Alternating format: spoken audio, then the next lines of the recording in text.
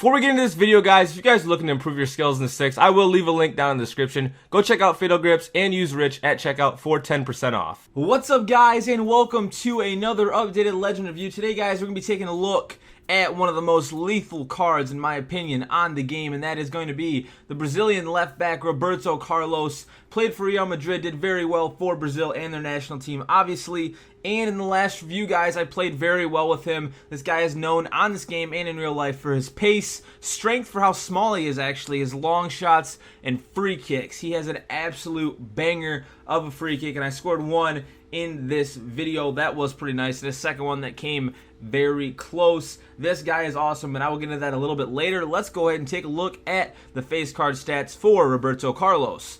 91 pace, 81 shooting, 84 passing, 79 dribbling, 82 defense, and 85 physical. As you guys can see there, in the 6 games I played, I had 4 goals and 2 assists, which is not bad. And also what you'll see is his weak foot, which is a 2-star weak foot. Really the only thing that I do not like about this card. He is a left foot dominant. If you get it on his left foot, it'll be freaking real, but stay off his right foot, that is for sure. We're gonna go ahead and take a look at some highlights now. I'll talk about the pros and cons and what this card is all about and how I felt it differed from my first review and how this second go around went for Roberto Carlos. So we're now going to go ahead, guys, get into the highlights, talk a little bit about the pros and cons of Roberto Carlos, and as you'll see out and through the highlights, the clips that I have put together, just kind of what this player is all about. Obviously, a lot of you know, like I said earlier, his free kicks are amazing. Right there, he had a nice little assist.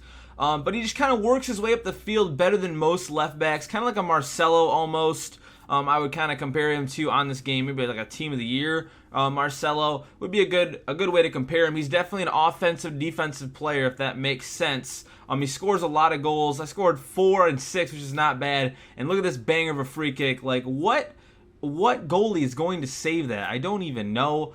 He just puts it right in the left corner, nothing he can do. He came very close a lot with those long shots, guys. Goalkeeper's making some nice saves off the post a couple times, just a little annoying.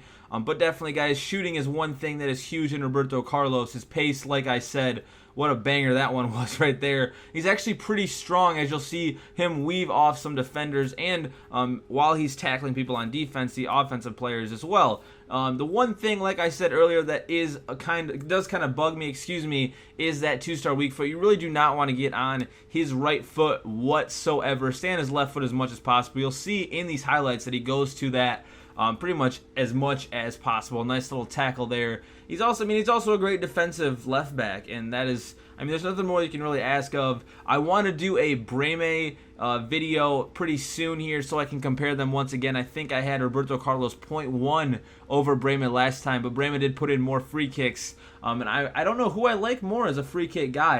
Having Roberto Carlos once again is going to be a huge part if you do want to be good at set pieces. So let's go ahead and take a look at the first summary now. As you guys are going to see, it has the first review stats compared to the second review stats. Let's go ahead and look at that updated summary. As you can see, I've kept him at a 9.6 out of 10. Really found no reason to lower or raise him. He didn't completely stand out to make him a higher rating. But a 9.6 is a very, very high, especially for a left back. My conclusion is, guys, he's pacey, strong, with amazing free kicks. The stats weren't very much different. He scored 1 more goal before, but I also had 2 more assists this time. This card is amazing, guys. He does go for a little bit for a defensive player, but I'm saying if you have coins, go ahead, try pick him up. I definitely would recommend it. He may not be on the game next year because of Pez. He is on Pez right now, Pez 16. So Pez might have bought out his contract or rights, whatever they're called, and EA might not be able to get him next year for FIFA 17, so get him while you can.